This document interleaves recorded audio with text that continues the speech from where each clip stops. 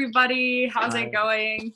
Pete and Ash here with Mosko Moto. We're so excited to have our friends from Upshift Online with us tonight. And we are, this is what, number 8? Yeah, number 8 for the live tour. Totally. Yeah, we have a massively upgraded system tonight. If you guys could see what we're looking at, it's like a lot more sophisticated than what we're normally looking at during these things. Yeah, there's cameras and tripods and flat screen, and it's pretty official. For sure. Yeah, I just want to say, I feel like I've said this a million times, but I can't say it enough. I just want to say thank you to everyone who has been attending every week and hanging out in the live chat, and just all of the engagement has been incredible. It's definitely added a spice to the quarantine life for us that we very much needed. So thank you all. And without further ado, I think we should bring the guys on. Yeah. Let's do it. Okay, so we have Simon, Chris, and Brandon from Upshift Online. What's up, guys? Hello, good evening. Hi, friends. Just before we got on, I said I have total backdrop envy. We've got our sort of partially redone kitchen in the background. You guys have these lovely tools and garages and stickers and shops. That from Ice Coffee? You guys have just crushed it with getting the shop all polished. I mean, I can't even believe it. I saw the picture of the entryway recently and I was like, what? Yeah, we got the floors done in the office. Yeah. Finally. Damn. So let's give I think it'd be cool to start by giving everyone just a little bit. I think most people that are probably watching this are pretty familiar with Upshift. That's why they're watching. But and also because you become so kind of well known in the industry. But it's easy to forget that you're actually still a relatively new. Is that a surprise look from Chris? That's what that looks like. Really, us? I mean, I feel like Upshift comes up everywhere, but it so much so that it's easy to forget that it was only started in 2016 or so. So, but we and just personally too, like, man, it's so weird. I barely remember a time like, I don't know, you guys are just such great friends that I sort of barely remember a time like when you weren't in your lives. It's kind of weird. It's like, wait, really? Has it only been 3? Okay, I guess so. Yeah.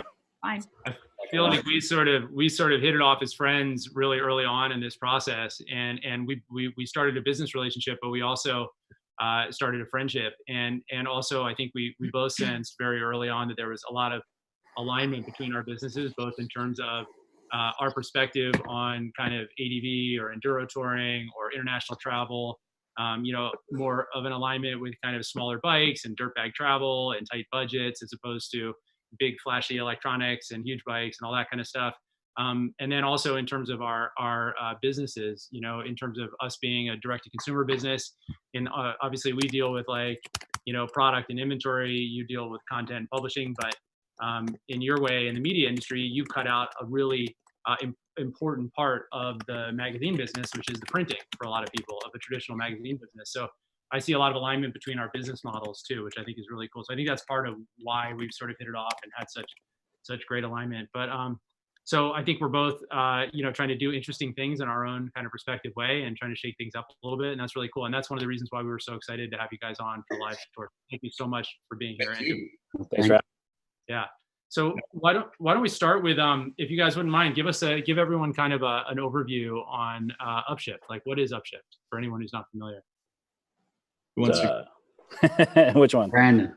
Oh. Yeah, maybe we should fire them at you. We should call. Yeah. There you go. Like, you have to raise your clipboard and like put a number up. Like, ooh, me. I think it'd be better if we could ask you separately and then compare your answers. That would be Brandon, tell us, what is Upshift? What is Upshift? I mean, we are a traditional media company in a lot of ways. We're a print magazine. We just don't print. We publish every month. We have a page count. We, sell ads. We do all those things, and then we give it away for free. And a lot of that's just because of the form factor of publishing online. The efficiencies of doing so are really high. So we're able to push it out there, push it out for free. Paper is just, it doesn't work anymore. I mean, if we started printing tomorrow in terms of a subscription base, we'd be out of business in like a month. The print bills are insane. The only guys who are really doing it are really big publishing companies because they have their own print houses in-house or their own print capabilities in-house.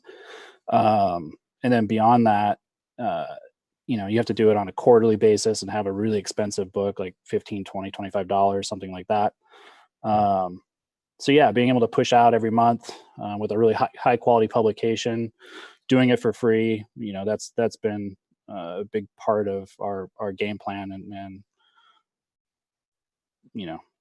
Well, I think too, just jumping on that, me, I've worked with Simon, all the way back in Supercross magazines, and, the printing didn't reflect how good the photography was. And like for us now with high resolution monitors and the quality of photography, it just gets watered down typically when you go to print. We do a print version, but it's still like, for me, I work so hard to get, our contributors' images and Simon's images so good, and you're not going to get that, out of a print book. So that's it. Actually, the quality of the media that people are seeing is much higher when they view it electronically. That's interesting. That's an interesting. Yeah. Plus we can run, if we go and do a photo shoot, we have a lot of images. Historically, with a printed magazine, you're limited to the amount of pages you can use for photography. So over the years, I've seen a lot of my work that I've done where I'm in my head, I'm thinking, oh, that'll be a cool full page or a spread photo. And then I see the layout and there's like it's just this little picture and a bunch of little boxes. And that's not with Upshift, but that's historically with printed magazines, because you're working in a limited space. Whereas with digital, if Chris wants to put 2 more spreads in a magazine, he can do that because we've got the space. It doesn't cost any more to have more pages in the magazine. So that would be because of cost. That's what you're saying, is that because of the cost, you would be underwhelmed by the amount of photography because it just takes up too much space. Yeah, man, I don't think that, a lot of people really consider that. For me, my favorite thing about it is that I can read it anywhere. You don't have to be like, especially for travelers, it's so much more convenient for everyone. It's more convenient, Yeah. There's also different, like there's contributors who literally will go on a ride. Olivier Duvall is one, like he'll provide like 300 photos from a California BDR ride. And it's like, I can't do a layout and not include like most of them. I mean, there's been some of his features that are like 60 pages. There's no way you could do that in a print magazine. Mm-hmm. Yeah, interesting. How did the idea, the notion that you would go produce this kind of super premium content and then give it away for free sounds like a very radical idea to me. I can hardly imagine you guys trying to pitch that on Shark Tank or something. How did that come about? Well, I think for me, like I'm into car racing and Formula One and that kind of thing. And there's a magazine called Autosport, which is sort of worldwide renowned as one of the best publications. And they had a digital site. It wasn't the magazine laid out like we have it, but they had a digital website. And it got to a point where they were starting to charge for people to even go and look on the website. So I was like that. So I just went somewhere else. So I was a case study of not wanting to pay for that stuff anymore, because they're also selling advertising and subscriptions and that kind of thing. So I just, I remember way back then going, if we ever do something, it has to be free, because nobody's going to want to pay for it, Yeah, it's really a practical response to the marketplace at this point. Like there's so much content available to everybody at all times that trying to get somebody to actually pay for it, the subscription model is just dying left and right. It's just not working. So we're actually a lot more valuable as a business to our partners, advertisers like yourselves, if we have a larger audience than we are to try and beg and plead for a few thousand people to actually pay us for the book. I'd rather have 30 or 40,000 people reading it every month and come to you guys and be like, hey, we're more valuable. So I kind of want to back up a little bit before I feel like we're getting a little far. I want to go back to, how did you guys meet? So Chris, you mentioned, we know some of this or a lot of this, but I kind of want the audience to, the whole peeking behind the curtain thing. You want to start with me? Yeah, well, I want to start with you and Simon. I'll keep it short because there's a lot of years involved. Well, an elevator pitch. I kind of want to hear from everybody. And I have to say, Tim Burke is really disappointed. He thought that you guys, all three of you, were just going to be wearing your N95 and nothing else. Nobody wants that. We did discuss costumes earlier, but we decided we're going with the flannel theme tonight. You guys are very matchy, so clearly you discussed outfits there. It would be cool when we start getting into your guys' backgrounds. It'd be cool if you could start also by talking about what you do for Upshift, because ultimately you have very different roles. So. Well, so Simon and I, originally started the magazine. I was working a full-time job in the industry for a manufacturer. I'd worked at ad agencies. I worked for Suzuki for almost 15 years. Long story short, I was driving a lot of miles every day, and just like I'd go through the mountains to get to my job, and I'm like, man, I want to ride in those mountains. Simon and I went mountain biking. So we literally started this while we were working our full-time jobs. What company were you with? What was the company? I was at Yoshimura. And I did some ads because most of my career I've done, Photoshop work, design, creative, graphic designer, creative director, etc. But so when I started the magazine with Simon, I says, you know what, if they find out, I'm toast. So I'm the one who bought advertising at all the magazines. So I built an ADV ad to go into our magazine without telling them. So it did come up one day. It was like, Chris, when you're going to tell us about this magazine you started, I go, well, I was going to tell you soon, but hey, I gave you a great deal on advertising. They didn't know. Awesome. Yeah, they didn't know what to say. So anyways, it was all amicable, ended up, I couldn't do both jobs at the same time because we started it and it was like, well, hey, let's start with this trip from Mammoth. And then it just blew up really quick. And then Simon can tell you more about. You know what I love looking back at issue 1, which was September of 2016, first issue. Yeah. September 2016. I love that the very first Insider article is called Possibilities. I'm like, God, how perfect. What a perfect name, right? Like, who knew? I'm sure that you guys all believed that you would succeed, but man, it's crazy. 45 issues later, and like the community and the people that surround Upshift now, I mean, it's amazing. It was ambitious and just naive, but at the same time, it's been pretty awesome. So, Chris, had you been a lifelong rider? How did you get into bikes? To be honest, I rode as a kid, but then, I picked up a job working for Suzuki, and I always had bikes available. So rode a lot of their bikes, and then got into doing PR and stuff for Supercross, motocross. That's where I met Simon. Simon worked with my brother and sister-in-law in the mountain bike industry, so I kind of knew him already. But I was stoked to get back into it. But the long and short of it is, working in the industry, like, I didn't despise it. It's just I didn't have the passion that I did before. Like as a kid, like, your man, motorcycles, I can't wait to ride. It's like when you work it every day for manufacturers and you're doing the grind, you kind of lose, not interest, but you just don't have that passion. And that was kind of the reason Simon and I were like, you know what, we want to go out and ride and do this, not be working and doing photo shoots of other people. You go into a sick, like, high-end retail store for mountaineering or something, and you're like, God, all the gear in here is so cool. And the people are supposed to be able to sell it to you, and yet they're like stuck in a retail store all the time, like, don't get to go do anything. So, okay, you guys met. Simon, do you want to pick up from there? I'd love to hear. You guys met long time. How long ago? 15? Well, I think we've probably known each other since at least the mid-2000s, maybe earlier than that. Wow. So where Chris was working, the ad agency for Suzuki, I was, Ricky Carmichael was winning everything back then and on a Suzuki, and Chris would be like, hey, we need a win ad. So I'd sell Suzuki photos for win ads, and Chris would lay them out, and we just our paths would cross all the time.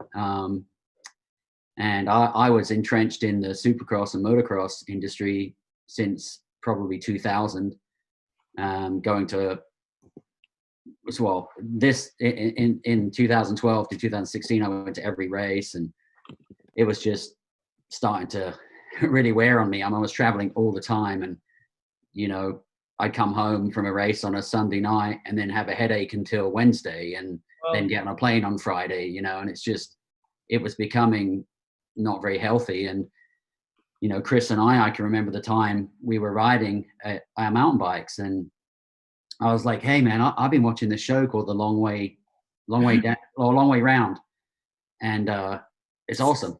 I want to do that. Cause like I'm on the plane and I'm looking out the window, looking at all these trails through the desert, you know, flying over Arizona. I'm like, I want to go there. And I'm sitting on this plane, you know? So anyway, we decided, hey, let's do something completely different. You know, if you'd have told me 5 years ago, my life would be like it is now compared to back then, there's just no way, you know? So, you know, like Chris said, we were pretty naive to start this thing, and it was probably, you know, we had people tell us, hey, you're going to start a print magazine? Like, are you guys crazy?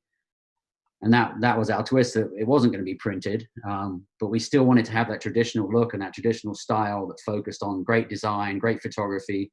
And we've had so many people tell us that every time they pick up Upshift, they're inspired to go ride. And that's been our sort of goal since day one, you know.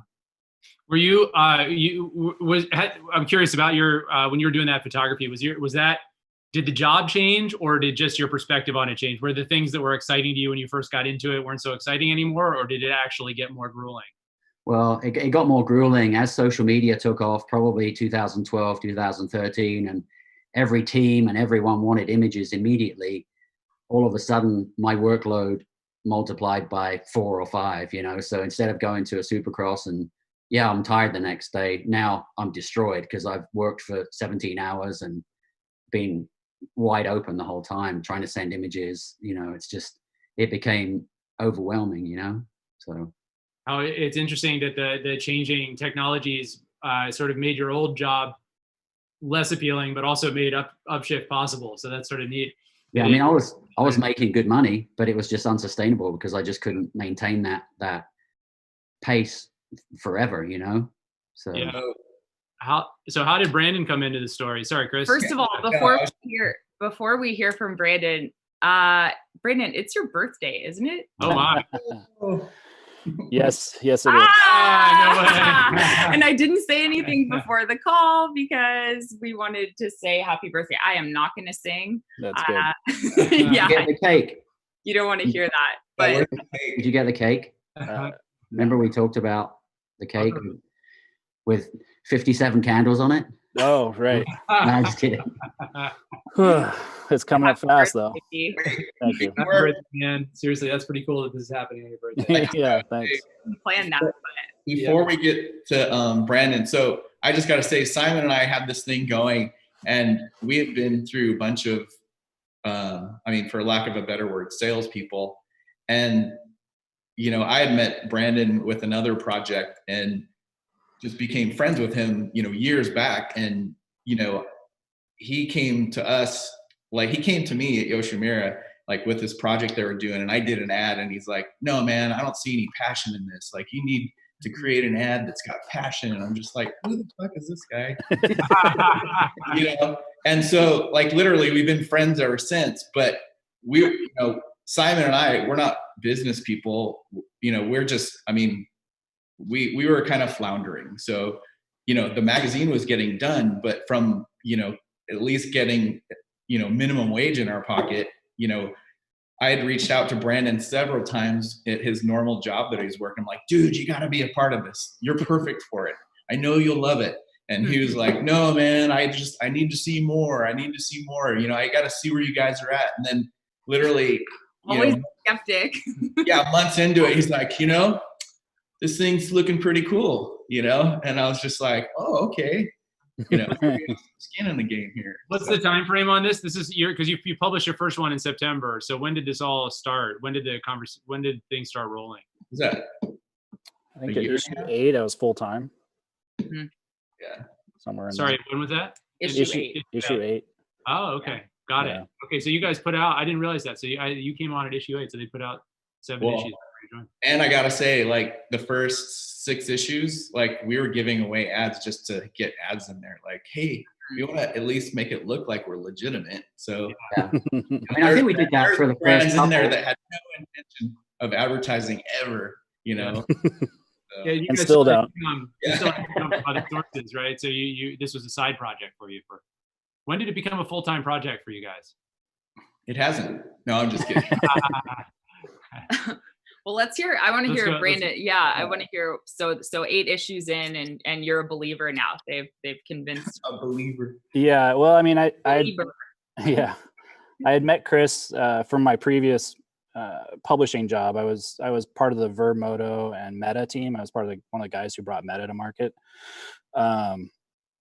And Verb was also a free website as well in the motocross world, and the Meta was a quarterly print magazine, a high-end print magazine.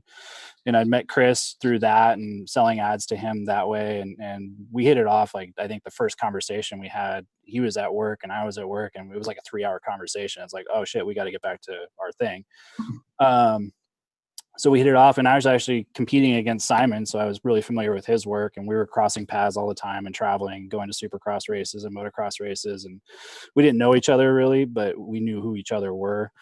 And then, Chris reached out to me just as they were starting it to kind of just pick my brain about it and see if I was interested, and see some of find out some of the tactics that we used and everything else. And so we chatted about it here and there, but I was so burnt out on the motocross publishing side that I was like, dude, get away from me. I don't want anything to do with this. I'm done.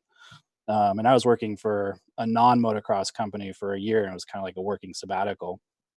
And then I finally hit a point where I was like feeling that Jones to get back into the game and participate. And Chris hit me on the right day, and I started really looking hard at it. And I'm like, all right, well, let's talk. And I hit him with a lot of questions. I hit him with a lot of practical ideas, and then just strategy in general, and wanted to find out how into it they would be with my thought process, and it all clicked, and here we are. And I think this is a great time to tell everyone in the audience, because I don't know that anyone knows. I mean, that was part of why, other than the fact that you guys are our friends and we wanted to have you on the live stream, I was so excited for everyone to know that it's just the 3 of you. Like, Yeah. Okay, and contributors, obviously. Yeah, but for sure. that aside, it is just the 3 of you, which like blows my mind. And I know a bunch of people don't know that, because I mean, it's really impressive. It's a lot. Yeah. Well, last year at this time, this is my garage, and this was our studio, storage, and then store. Garage, store. Oh yeah, I remember all the inventory all over the walls. Everything was crammed in your garage. This time last year, Chris was moving here, and Simon was about to move here to Idaho. So they were in transit, more or less, with families, a lot of moving parts. And we were running the business, and we were starting the store. All those things were happening all at once. So this time last year was a really big pivot for the company at large. And then to be where we're at now is kind of astonishing. Let's talk about that really quick. So Boise, why? And I just learned how to say that when Boise. They make t-shirts. Ooh, got to get one of those. So why Boise? What was the draw? I mean, I kind of know, but yeah, it's interesting. Why and how did you? It was Brandon's fault. Yeah. I mean, to be honest, like that was part of me joining. I was like, you guys, there's no way we can do this out of Southern California. There's a ton of reasons from a business standpoint. There's a ton of reasons logistically. And I've lived in Idaho for a long time, working for companies like Scott Sports and Smith Optics. And it just made way more sense for the end product that we are making or producing. Being able to go out and ride a trail for the afternoon is out the back door, whereas in California it's 3 hours away. Mm-hmm. That's one aspect of it. And then just doing business in California is getting really challenging. And every time I get on the phone with Simon, he was in traffic losing his mind, and it was just like, dude, you guys have to get out of there. So quality of life, the ability to run our business the way we need to, and create content the way we need to, it just made sense. Yeah, you guys being in the same place is key, huh? Yeah. I was going to say, like my daughter, she works for Western Power Sports for doing photography, ironically, and she's been living here in Boise for 4 years, almost 5 years now. So we'd visited here a bunch of times, and while I was trying to transition from going on a plane every weekend to Supercross and motocross, I was trying to envision what it would be like to not live in Southern California, because I've been there for 25 years, and as we started doing Upshift, even in the early days, we realized that being down there, for you to get anywhere that's actually got mountains and trees, it's at least a 6-hour drive, unless you go to Big Bear, like every other Southern California magazine. And, right.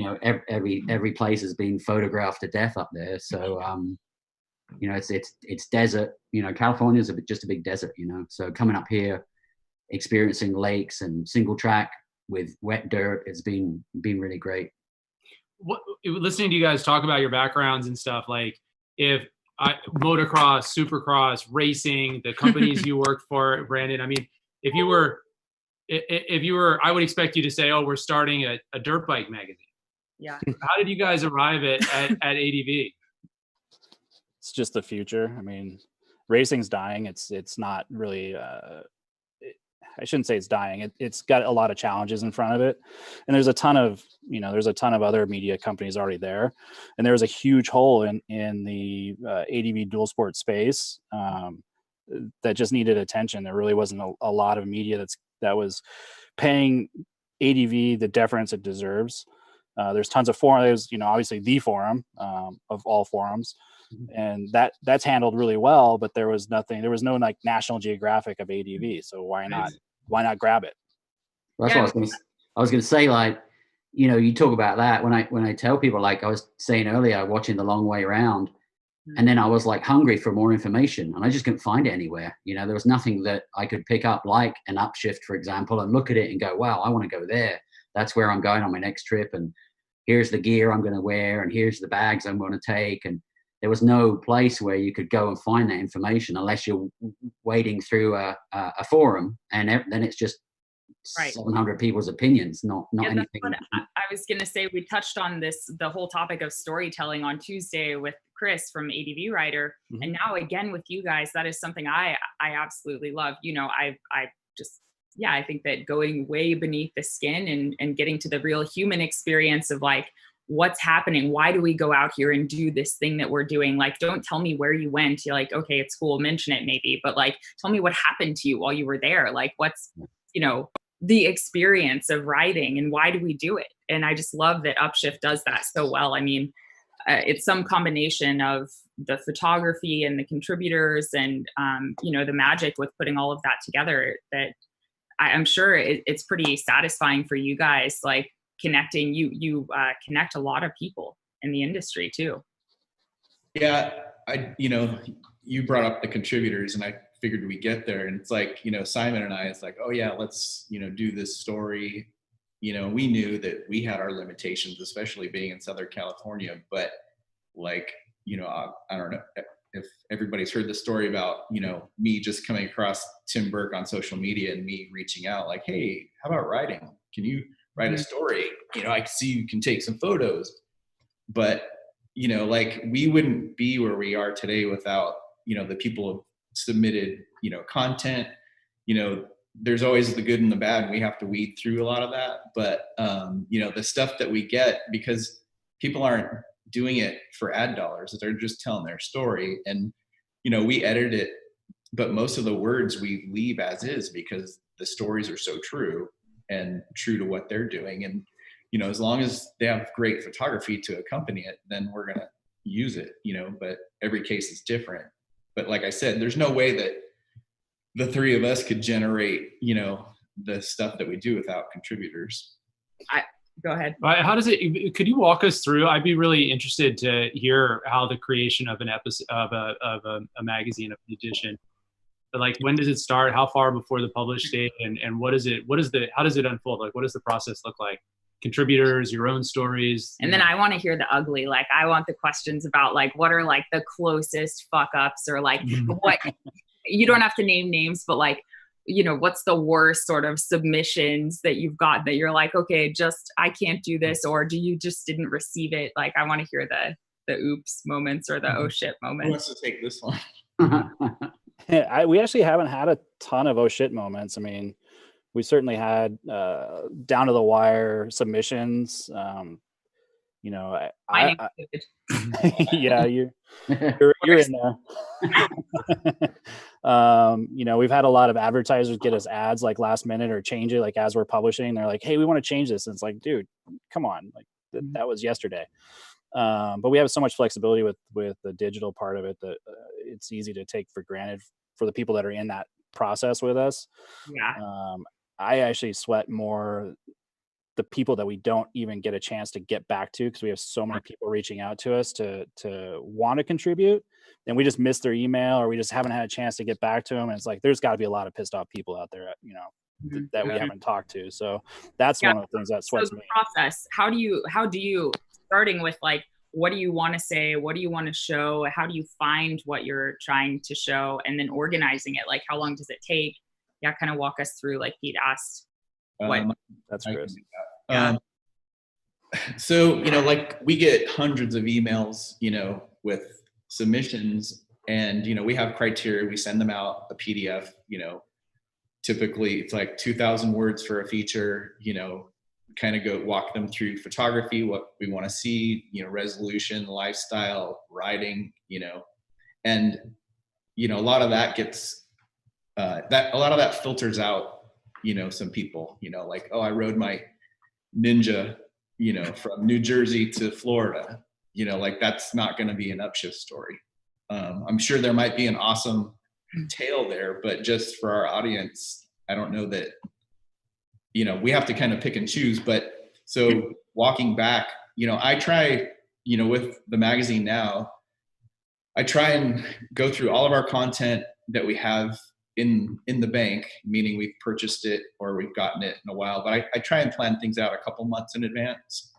Now with what's going on and stuff getting locked down, you know, I kind of knew that, you know, when you guys went to Vietnam, stuff started happening and I started seeing closures. So I was like, you know what, I better buy whatever I can with our current contributor base. Like, even if you have an epic tale of going through Eastern Europe 4 years ago, as long as nobody else saw it, I'll put it in there. So I started just reaching out to our, you know, we kind of have a core group of contributors and like, hey, I need you to go through and, you know, tell me what you have. And just, I started banking stuff. And thankfully we had like 3 months worth of good stuff on top of the stuff we had already planned on doing ourselves. But, you know, a lot of it, seriously, a lot of it's organic. Like, you know, we get people who we've worked with in the past, you know, like somebody like Mishness Olivier, you know, he just like, hey man, I got like this whole thing, you know, for like 4 months worth of South Africa and, you know, South America, the best roads. And you know, he had thousands of photos. So it's like, okay, can you break that up into parts? And so taking that and going, you know what, we got this great Tay Perry interview. That was her story. Let's get that. And you know, we just try and mix it up because, you know, it's like, obviously you're not going to want to put, you know, a South America story next to a South America story, you know, and just, you know, we're trying to get more into getting some more stories about bike maintenance now with people being at home. But the whole process is pretty organic, you know, like literally I'll finish a magazine, you know, like 4 months ago. It's like, okay, what are we going to do next? You know, we have stuff that we're juggling and, you know, the three of us kind of sit down, weed through it on a grease board, and that's the basis of it. It's amazing how much stuff comes our way when we need it. You know, yeah. It just kind of works out.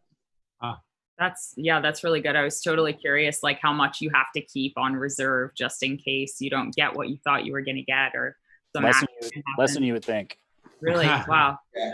And you guys also do some of your own trips that you write about, right? Your own kind of, yeah. I mean, Simon, it seems like you're often off traveling the world, doing trips, capturing it. How do you decide if you're going to try to, how does that work into the equation, like the trips you do yourselves? Well, I think, you know, what Chris was saying about it being really organic is obviously true. You know, some of the trips we've done, like our trip to India, kind of fell in our laps. One of the guys that worked at WPS, you know, Fly Racing here in Boise, his daughter had married this Indian guy who was a tour guide, and we'd actually run a feature with them in our early days, so probably 3 years ago, maybe longer than that now. And they're like, hey, if you ever want to go to India, let's go. So I connected with my buddy Chris from England and said, hey, do you want to go to India? He's like, yeah, I want to go. So we just did a deal with the guys that have the little tour company, and they got us some bikes, and we just got on a plane and went and did it. So it was definitely a bit seat of the pants. We had a bit of a plan, but it kind of. That's so exciting. That's just like when Pete and I do our trips and we don't have a hotel booked, we don't know where we're going. It's so exciting to just show up and be like, boom, what's going to happen? Yeah. So I remember that trip. Weren't they they were at the Boise meetup, right? Yeah, Bilal. Yeah, that's what I thought. Bilal and his dad. That's her dad. Yeah. Yeah. Anyway. So great people. And they're, Bilal actually, we met him at his family's house in Srinagar, which is up in the Kashmir region. And like his parents couldn't have been more hospitable to us. And, we ate food with them, and his dad ran us all over town before we got on the bikes to go ride. And he lives here now, actually. He's living in Boise full time, and he just had a baby with his wife, and it's pretty cool. So, I think that's the other part of this that we don't really talk about much, is that these people that you meet on trips, you sort of become lifelong friends because you experience these things together. I mean, some of the stuff we did in India, we got pretty lucky. We were on this mountain road for 6 hours. We came to this washout, and we had to turn back 6 hours, go back to where we started. And we went over this other mountain pass the next day.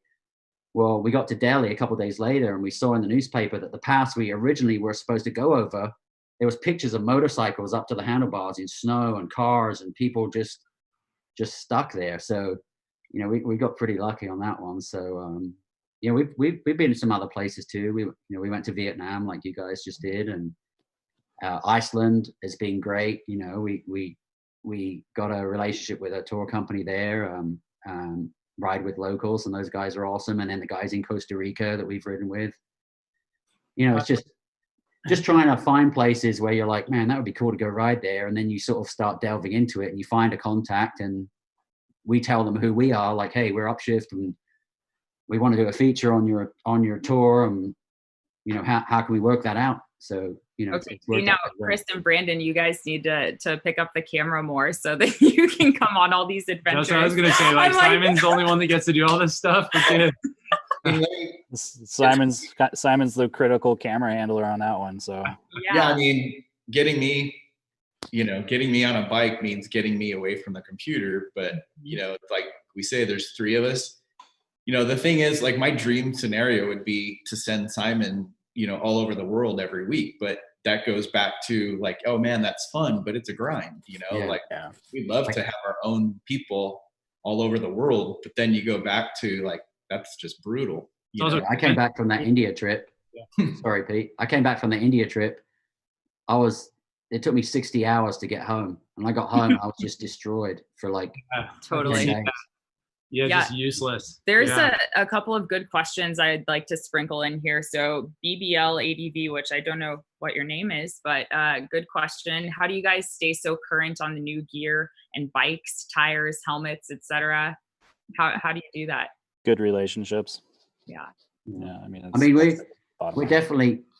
we're definitely kind of gear nerds. We love all the cool stuff, and that's why, I mean, working with Mosko Moto, I was just putting their new Reckless 80 kit on our KTM today.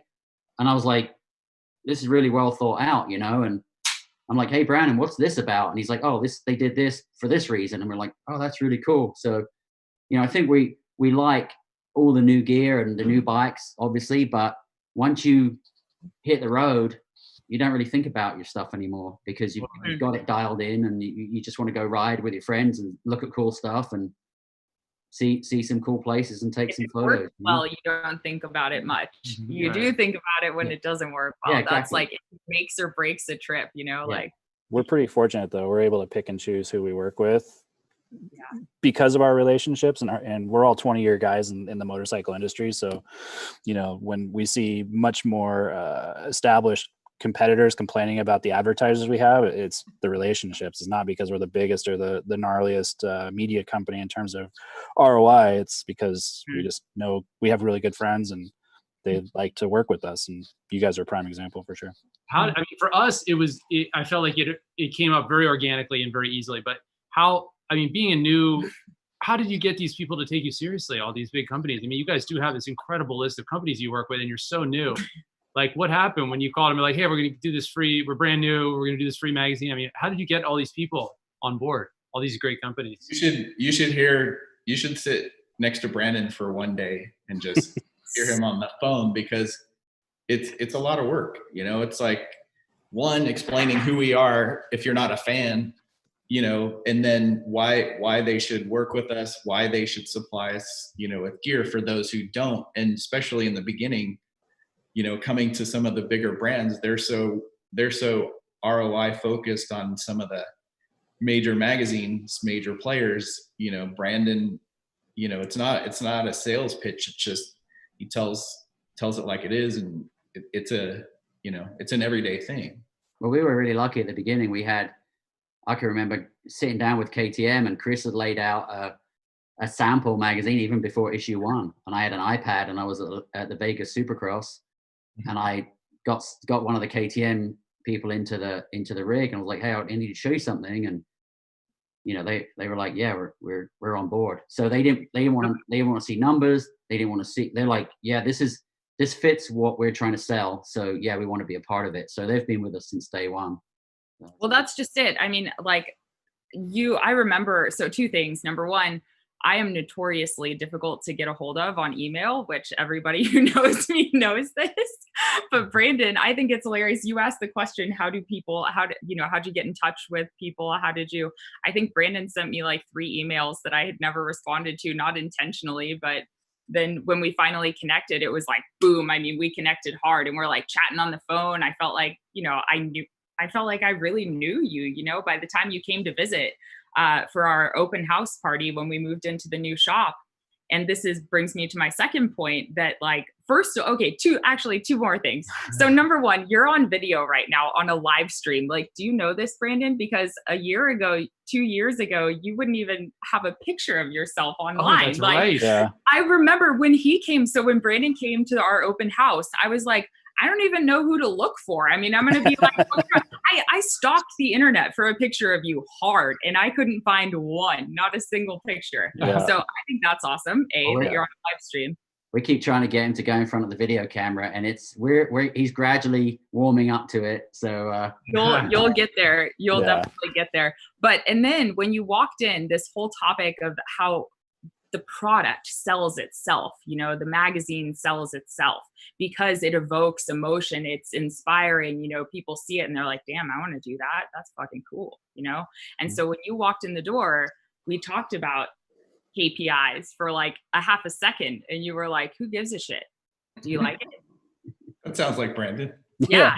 And it makes sense. I mean, how many times have you quoted that from Brandon since then? I mean, he says it all the time. I mean, you must have, what was your response? I mean, in the beginning, when you had didn't have a lot of circulation and didn't have a lot of statistics to show people, you know, but that must have been the first thing they asked, like how many clicks or how many people or how many whatever. Still. All their metrics are based on. Like, how do you answer our conversation? That's 2 hours of like walking somebody through what it is we're about, you know, who's unfamiliar, because they've been hearing the typical pitches and things like that and numbers. And it's like, you know, hearing them tell the story, you know, and everyone's different, you know, explaining, yeah, your $20 helmet is never going to be in, you know, here. This is why, you know, like things like that, you know, like.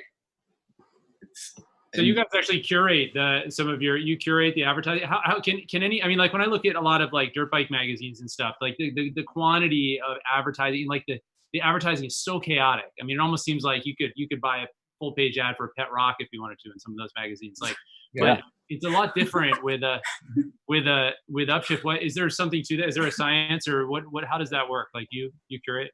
It really has to make sense to our audience. I mean, we even with the people that are advertising with us now and they're good customers or they're good relationships, they'll bring us like a street bike tire or, you know, something that doesn't match the verticals that we're in. And it's just like, look, guys, this doesn't make sense to our audience. You know, like let's pull it back a second and focus on what is going to work best for you.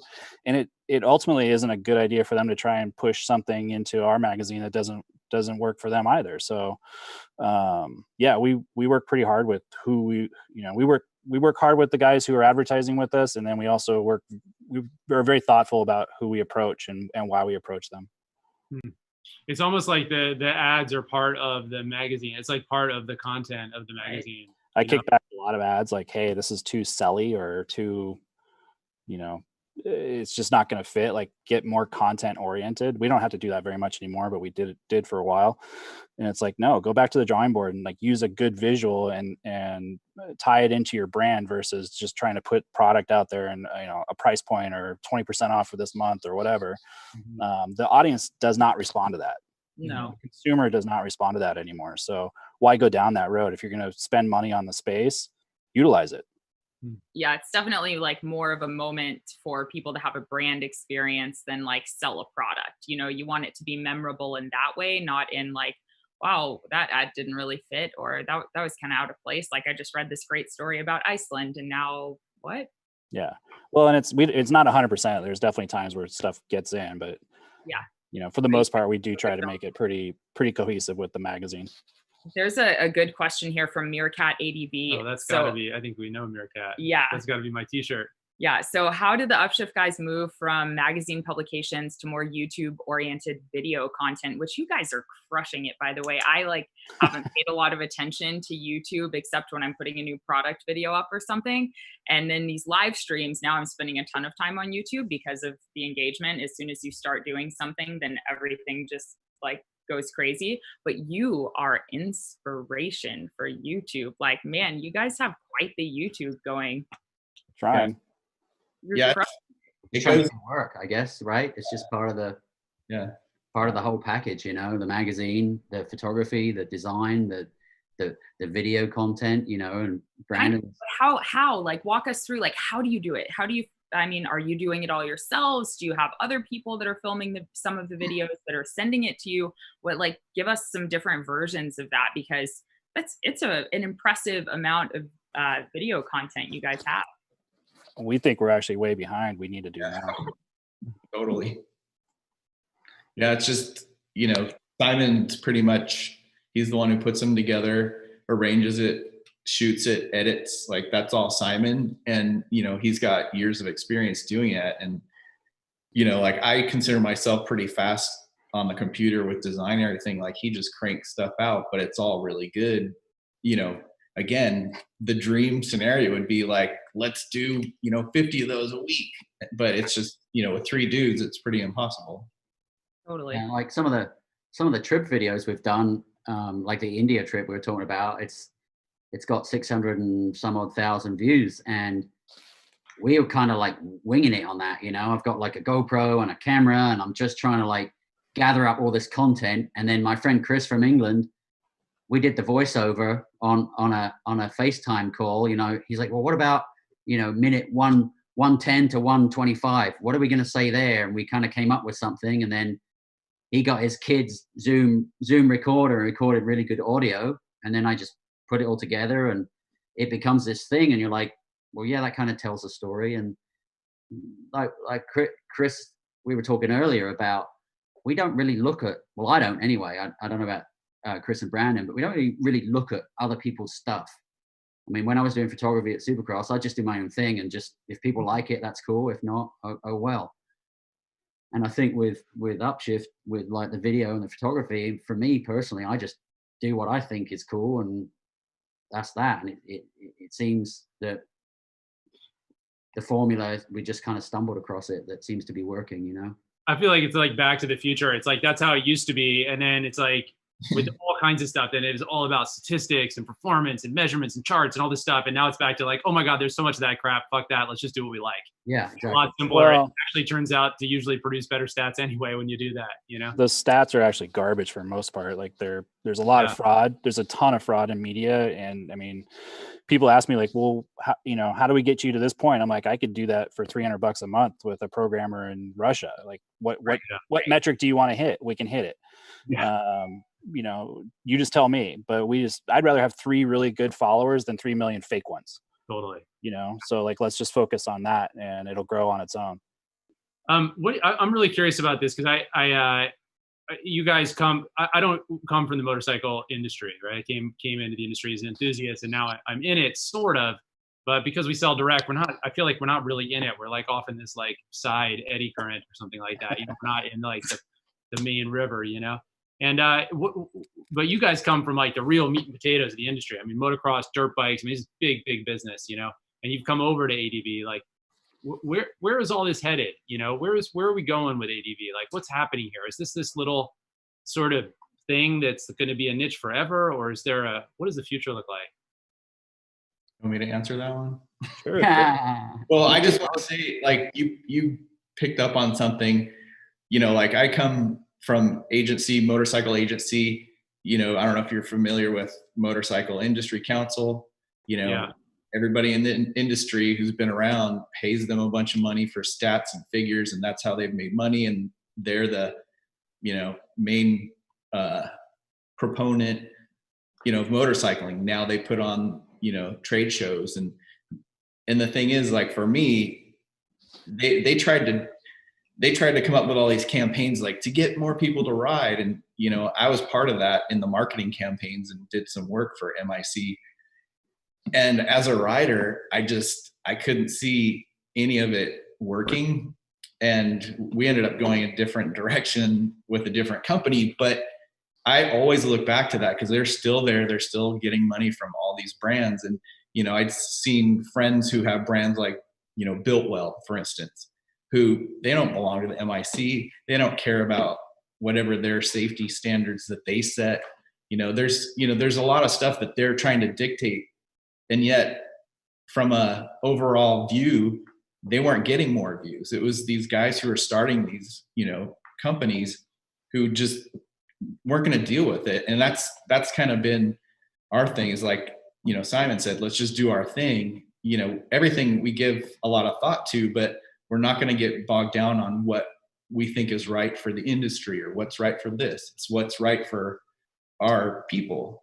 I love that. I mean, it's so easy, I think, for both media and like product companies to get lost in, they forget why they're doing what they're doing because they're so lost in the numbers or just growth or whatever. The quality sort of goes out the window, right? And here in the audience, you know, it's awesome. In the chat, people are just really applauding you guys for the authenticity piece, and like that hearing all of this right now is giving them a lot of context to like why it comes across so well. Or it just makes so much sense when, like, I can say this personally, it makes so much sense knowing you guys why it works so well, because it's you. Like, the magazine is you know, it's thanks. And yeah, it's amazing.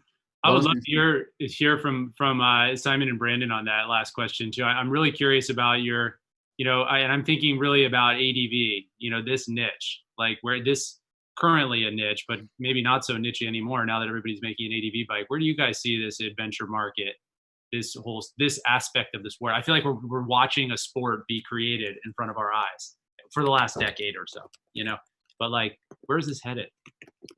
Go for it, Simon. You want me to go? Yeah. Okay. Well, we got a phone call 2 or 3 weeks ago from a motocross, supercross team owner that has his own business that makes suspension and exhaust. And it was the owner, and I've known him for many years. And he's like, "Hey, we want to get involved in dual sports and off-road, and that's pretty cool. Like, it seems like a lot of people are doing that." And I'm like, "Yeah, no kidding. That's what I told you 3 years ago.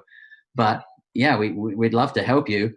So it was kind of a good indication of, you know, we're in Boise in Idaho. We're not in Southern California, so we're not going to these places and knocking on the door and trying to tell them how bitching we are and they should advertise with us or whatever. So to get a call from somebody in California like that, who's noticed what we're doing up here and realized that, hey, maybe that's the future. That, like, yeah, racing's cool and all, but there's this whole other genre of motorcyclists that they could sell stuff to, you know. So that was pretty interesting.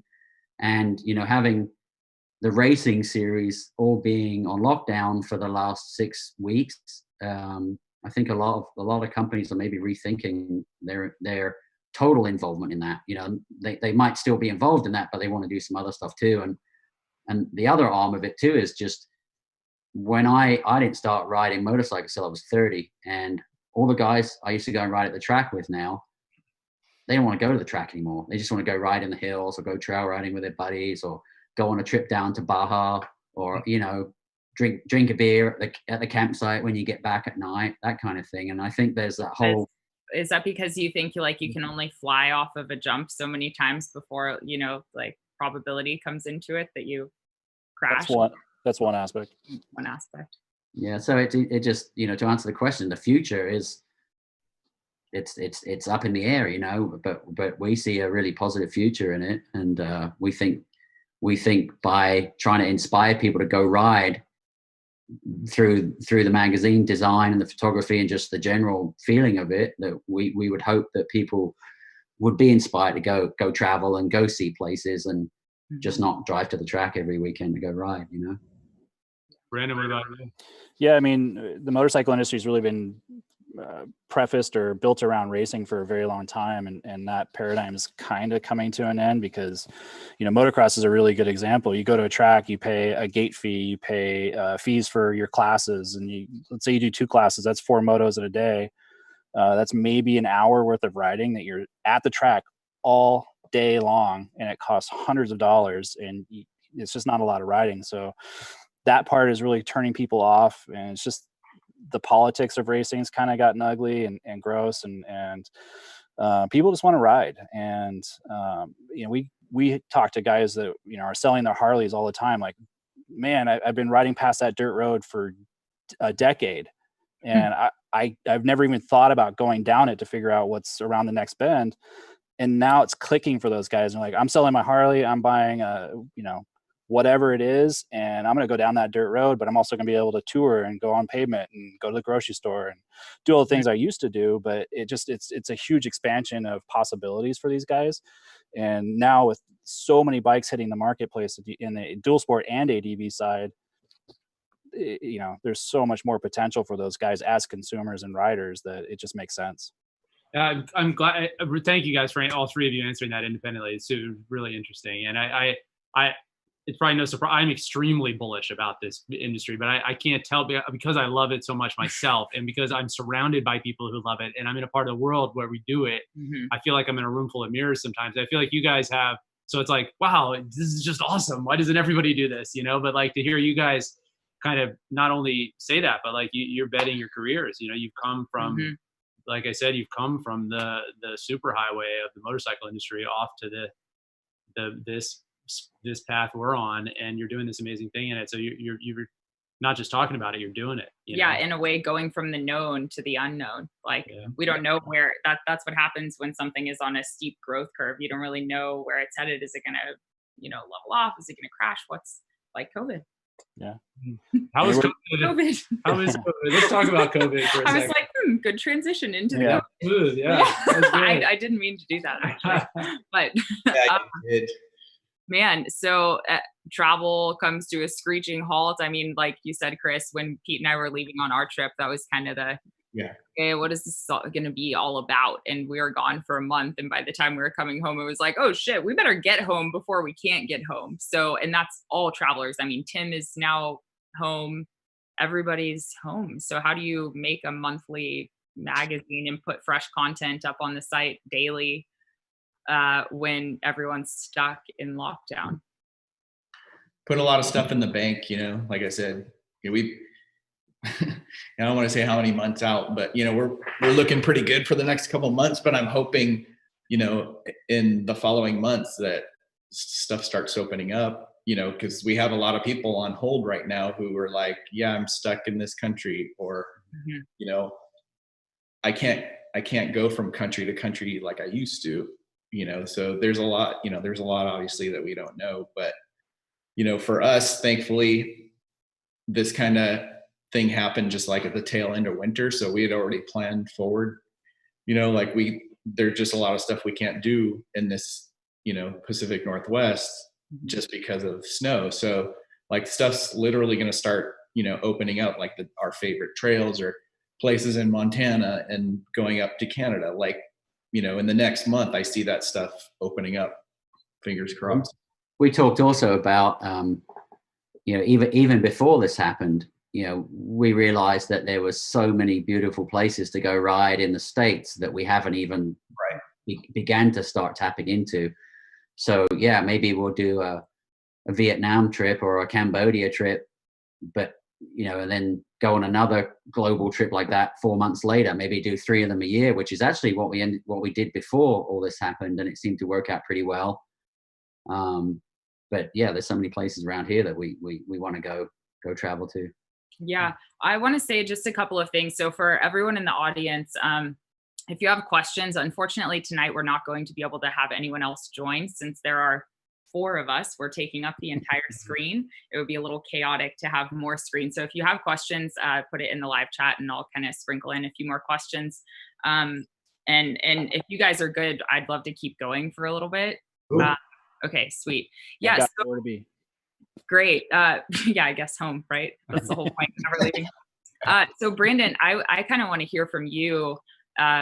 When the coronavirus became the center of attention and the center of focus, not only in our industry, in the world at large, how did you guys talk about your messaging? How did you discuss, like, what are you going to put out into the world during this pandemic? I mean, yeah, how hard has it been for you to navigate the messaging?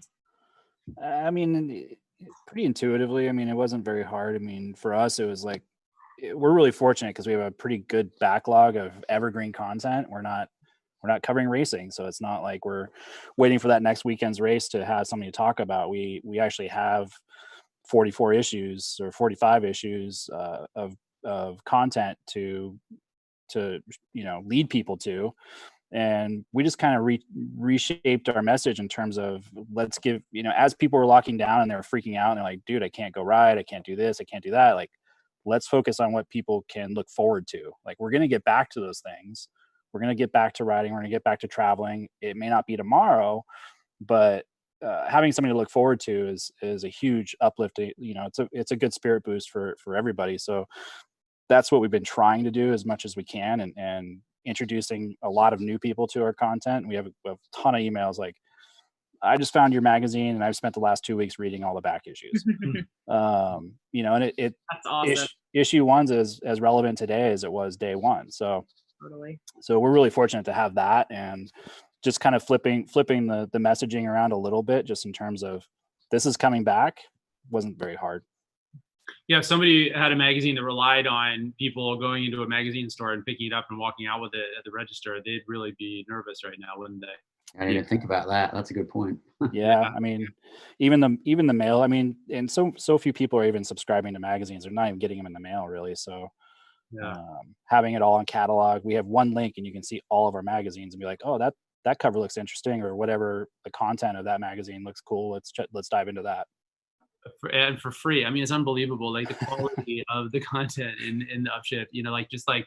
Even you don't have to be an expert on publishing to flip through an Upshift magazine and recognize that there's a difference between that and a lot of other magazines that you interact with. Like, it's really, really nice. Do you guys, one thing we're wondering about a little bit as a company, because like you guys, we sort of have a platform a little bit where, like, we communicate with people and they listen to what we say and stuff like that. And, we've struggled with a little bit, like, with COVID, like, should people be riding? When should they be riding? If they are riding, what kind of riding? Like, not like people just are going to listen to what we say, but like, we want to try to the extent that people do listen or whatever, we want to put a good, responsible message out there. I'm sure you guys think about that too. Like, what do you think about that? Like, what kind of messages should people be writing, and what's our responsibility as people with platforms to set the tone of that? Or to it really is a moment for like leadership in our community and everywhere in the world. Like, if you have a platform, like, what are you saying? And hopefully we're all going to look back at this moment and be like,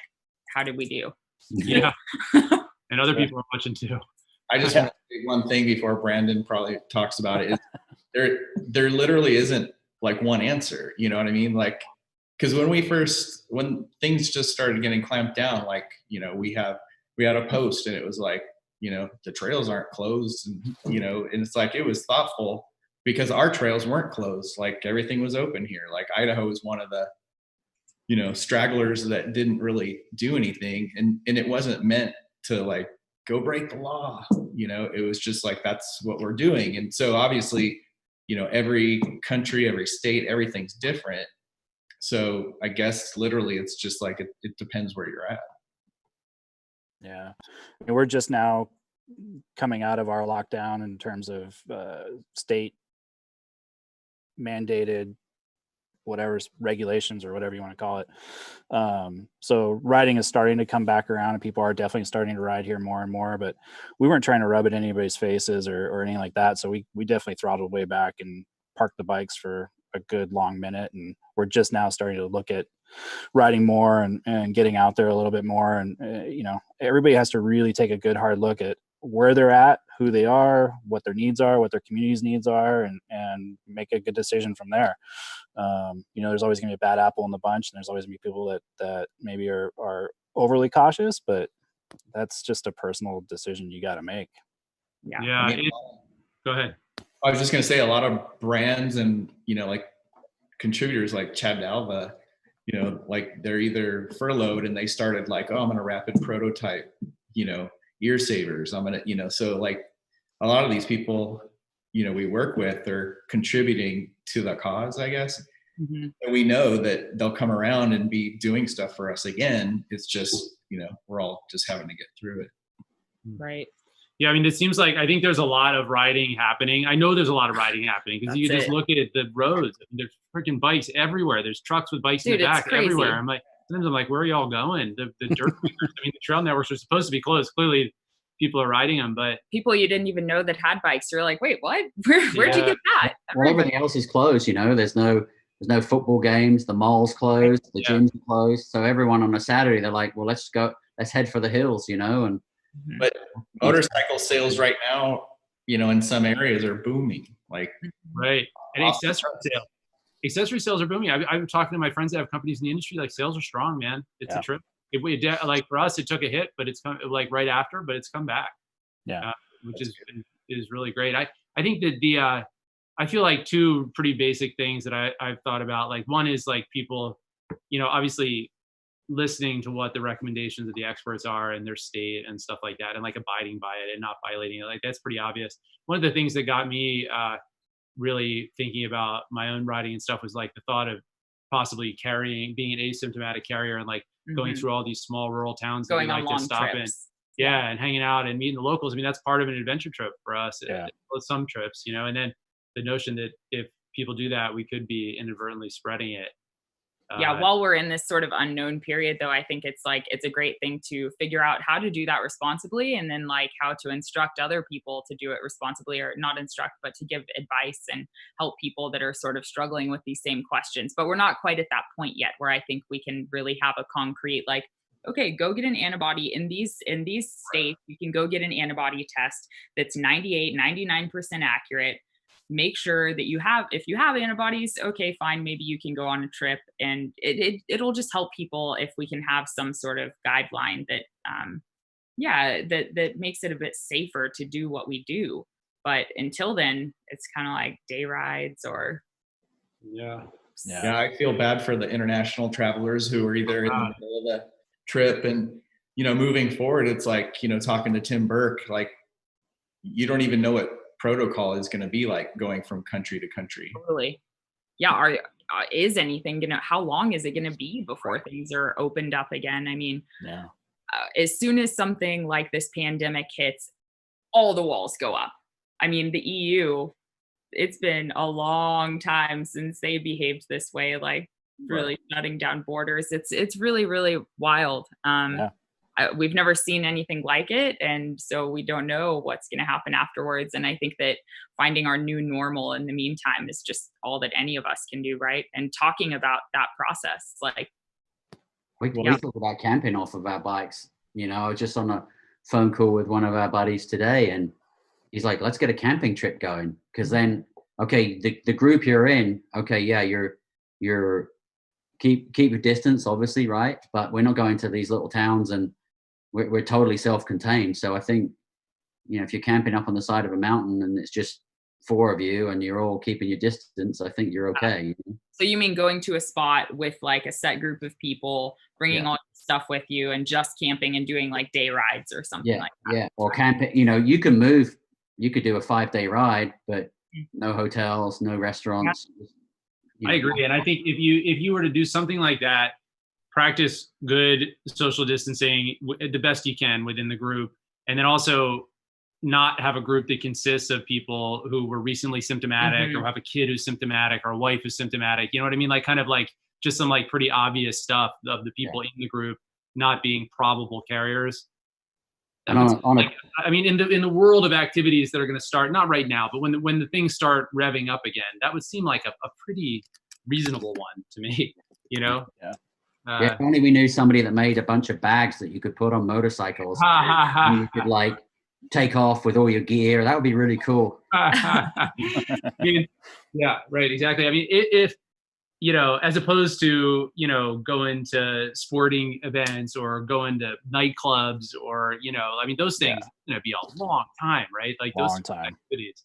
Yeah. I mean, I think that's how we feel anyway, right? Like we want to go ride our bikes. Yeah, we want to go places, but we also want to get away from the cities and that, right? So yeah, I mean, it was one of the first things when the thing started. We're just like, wait, okay, we cover our face and put gloves on and stay 6 feet away from people and avoid crowds. It's like, come on, that's what we do, man. That's the whole freaking sport. Yeah. This sport is like so perfectly aligned in a lot of sort of almost funny ways. Yeah. That's how it's been. It's been weird here. Because I have family all over the country. My son drove cross country to his new home in New York, and I'm like, bye. Like he had no idea, but driving through Wyoming, it's like every town was different. But here, as far as like we've gone to a spot on a weekend, just to do a test on a tire. The place was packed. Like it was crazy. Like, and, we go off and do our own thing. And, I've been tested, I'm, clean. I don't have any COVID. We're going out, we know each other. We haven't been symptomatic. So we're good. But like, we've seen just huge groups, gathering like it's a huge party, and I'm not exactly ready to jump into that party. No. Yeah, no, definitely. I mean, it's tough with the so many of the things that people normally do, and also with the campgrounds and parks closed and stuff. I think a lot of people are headed to public land. So public, because public land's open, and then that's an interesting. I talked to the BLM about that because we do an event on BLM land, and they're seeing a lot of pressure on areas that don't normally get any pressure. Because you can't go anywhere else, and their first instinct is to go out in nature. They want to get out of the house. They're like, well, where can I go? And they go out on public land, but the sanitation, the garbage, they're just not set up to accommodate that level of traffic. And then, especially as things loosen, that's going to be a lot of people's first instinct. It's so easy to screw it up. That's one thing that I found, though. Like as soon as you start hanging out with people, first it's like not only taking into consideration how responsible the people that you're with have been during this entire experience, but like, man, you just start messing up. Like you have someone, even for example, Aaron, who came to the house, like one of 3 people in the last 6 weeks, I think, that's like stopped at our house other than the UPS guy. And he came in and I gave him a soda water. And when he was leaving, I guess he set it down on the counter, and I thought it was mine after he left. I took a sip. I'm like, I can't just. Yeah. Quarantine. Move over a bit, mate. I'm a little bit. I'm a little close. Brandon, Daniel Rains, Danimal wants to say happy birthday straight to you. And Jesse said that they both took a shot of tequila for you for your birthday. Nice. Nice. Yeah.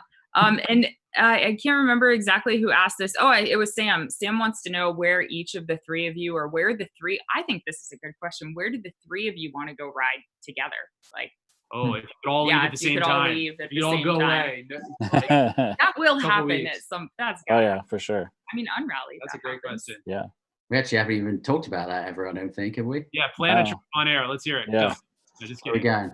Where would you go? Let's go back to New Delhi. That was such a great ride. No, there's trips like Simon's been on. I'm like, no effing way. Like, I'm glad you did it, mate. You know, not me, but What, you don't like squat toilets? Simon, you know, like You're supposed to squat at those things? he had a trip to Iceland, and every time I see Iceland, I want to go.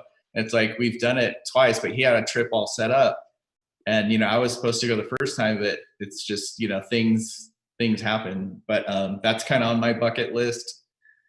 You know, I mean, one of my bucket list items is really close by. And as soon as we're allowed to, I want to go to Stanley, Idaho, you know, because it's just so scenic. You know, Simon spent a week there. And every time I see those photos, I'm like, man, I can't believe I missed that. Right, because you guys relocated. This is all like new terrain for you. Sure. Yeah. Not Brandon. No, but Yeah. Still pretty good though. I don't mind. Yeah. Yeah. So Simon, where would you go if you could, like right now? You would go back to Delhi? No, a new place. I want a new place. I mean, you know, I have to say, like the Iceland trip was unbelievable, and those guys, you know, it's a first class operation, and we're riding Husky 701s. So, you know, there's not a lot of technical trail riding, but we're on dirt 99% of the time.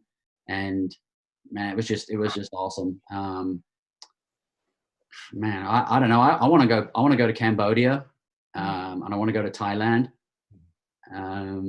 But I want to go to the Greek islands. I used to sort of getting a bit off topic here. I used to work on a cruise ship in the Mediterranean when I was like 19.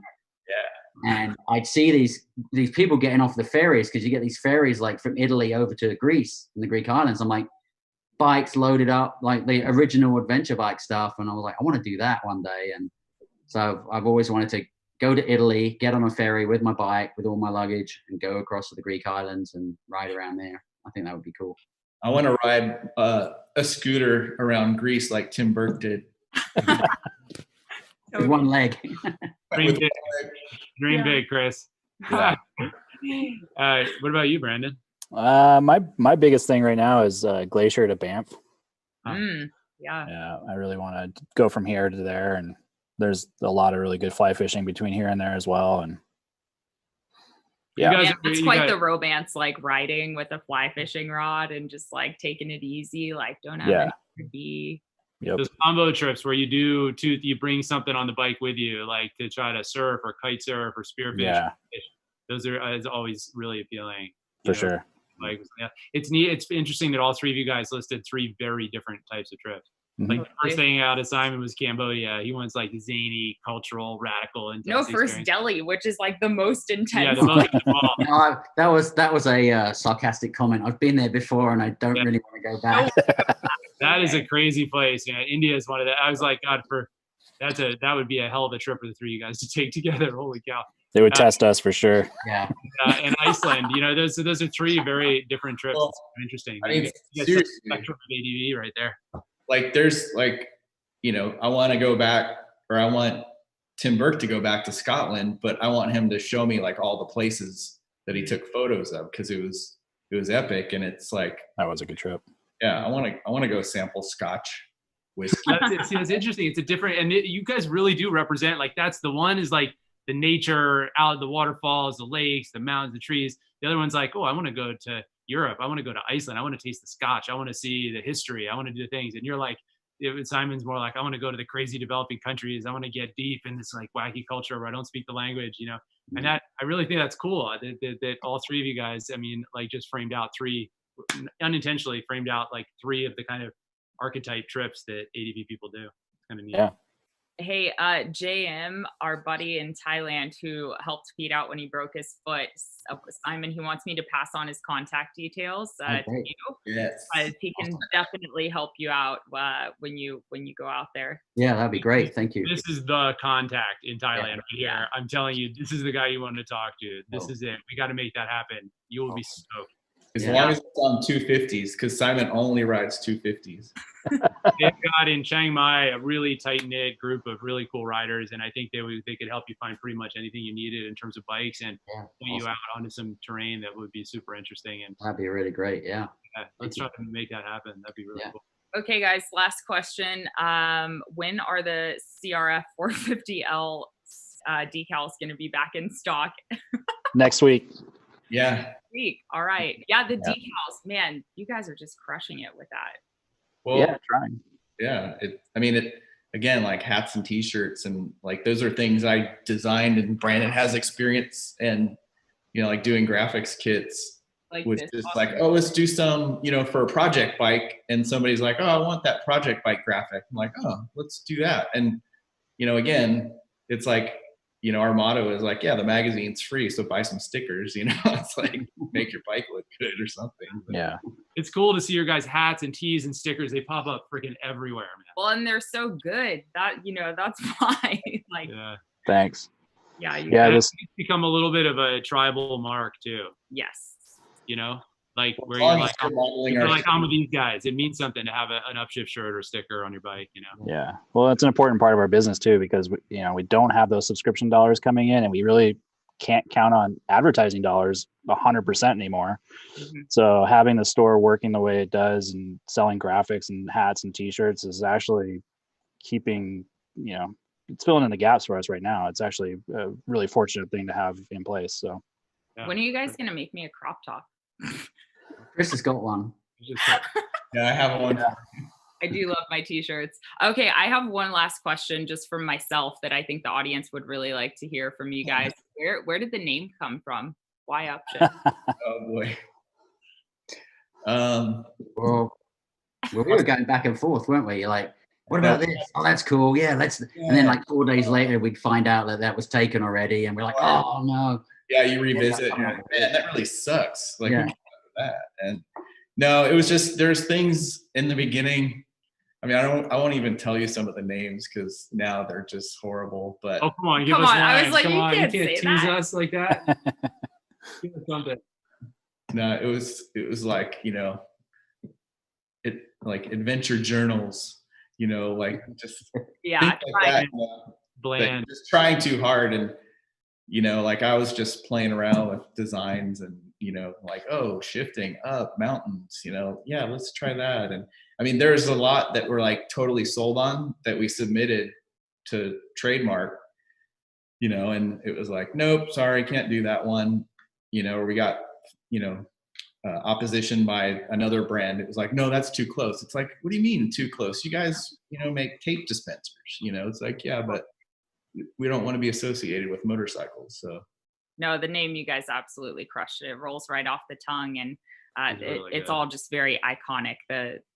Everything about it. I think we got really lucky on that. When we think back, because we were going through, we'd come up with 10 each. Like, what about this? What about? And we'd explain it to each other why this one was cool, and then we'd say, okay, let's try these 3. And no, and so we just kept going through these lists, and Upshift was one of the ones that hit, and we were like, you know what, that's pretty good. And I think we're really happy that we did that. Harder than naming your children. yeah. Well, and getting a trademark's one thing. It's also finding a name that you can trademark. You can get an Instagram, a Facebook, a URL. Getting down that lane is not easy. How about I'll post some of the names and logos like on social media, Oh my God. Yeah. Like, literally there's one, it was like the Adventurer. Yeah. Oh yeah, the Adventurer. The Adventurer. I thought it was gonna be the Adventurer. What is it called? Jazz hands. Yeah, I picture like the colonial adventurer with the 5th helmet and the safari jacket. That's and a pipe, Yeah. That's we were pretty new to adventure riding in 2015. I got a KTM 1190, and I was like, it was nice to be able to ride a bike that I could actually ride. I'd go to the motocross track and I can get around, but there's always those 2 jumps that you don't jump, and you're like, and every time you drive home from the track, you're tired and you feel like, man, I should have hit those jumps today. And then you get on an 1190 and you do a trip down to Baja, and you're like, wow, this is awesome. And with a bunch of friends and sitting on the beach drinking a cold Tecate after the ride, like, I'm like, wow. How we were talking about with Jeremy McGrath too, was like, it's so much more experiential. Like, yeah, when you're riding dirt bikes or when you're on the track, like, of course, you're doing something super epic. You're flying off of these huge dirt mounds and you're like going through whoops, right? But like you always have that feeling of discontent, like, oh man, I didn't do that thing, or like, I'm not as cool as that guy or whatever. Yeah. And then you ride an adventure bike and you're out on these trips and you remember the in-between moments. It's not the riding that stands out. I mean, yeah, sure, maybe you had a couple moments through the day where you're like, that was fucking epic, you know, but most of the time it's conversations you had, it's relationships that proliferate from the riding, it's the campfire, it's all of that stuff. That's the texture, you know, it's like really. Who broke what? Yeah, who broke what? Exactly. You know, if you're on a trail and you want to go fast, you can go fast. If you don't want to and you just want to cruise, you can cruise, and nobody cares, and there's no stopwatch, and you're just having a good time, you know? Simon, I love your story in particular because I feel like a lot of dirt bikers look at us like we're kooks, you know, in ADV, and they're just like, what is with these big bikes and all the stuff? They don't get it. It's like just a bunch of old guys riding around on gravel roads in their minds, you know? And yet you were in the middle of that, like really like the beating heart of it. Saw the long way around, got inspired, got into the sport, moved your career over. And now because you moved your career, the job, the Upshift, has created all these opportunities for you to get even deeper in the sport as an enthusiast. All these trips, all these cool things you get to do. Like, there's a show in Japan called Why Did You Come to Japan, where they hang out at the airport and they just accost travelers and they're like, why did you come to Japan? And they publish it, and then if they think that it's a funny answer, they follow the person on their whole trip. I think we need like, it's really funny. You should why check did it you out. why did you come to ADV? You know, if you have a great why did you come to ADV story. Let's go riding. I also wanted to say too, I was on a trip to visit my daughter in Boise, and Chris had talked about Brandon, and like we'd crossed paths before, but I don't really actually think we had a general conversation about anything. And we met downtown for lunch, and we were there for a couple of hours, and you know, we both sort of were like, you know, we meshed, you know. It's like he was listening to me talk about what I was doing and why I wanted to do this instead and how it would work and all. And then we're all on the same wavelength, you know. It was really cool. So I think we all have our strengths and weaknesses at Upshift, but you know, I don't bug Brandon about like, hey, dude, did you call those people and what did they say and all that? Because I know he's got it handled. And the same with Chris, you know, he'll lay out the magazine every month and he'll send it to me and Brandon 3 or 4 days before it's published, and we'll look at it and be like, yeah, I mean, like, I think I asked him last month about one photo, like, hey, friend. Yeah. One of the great things about being small and being in a sport that in many ways is sort of still in its infancy, you know, it's really cool I would say we have a similar vibe at our company, you know, just being a small company and stuff, and like growth is neat, but it creates a lot of problems, man. Yeah. Yes, it does. You guys are amazing. We love you so much. Thanks for coming on tonight. And everybody at home, get yourself a Ride More shirt. Help support the next issue of Upshift Online. Seriously, it would mean the world to these guys and us, and just help us all to keep doing the thing that we love. So thanks for tuning in. Thanks, and everyone. We'll see you again soon. Thanks, guys. Bye, guys. Bye. Appreciate it. Ashley. See ya. Bye. Good night. Good night.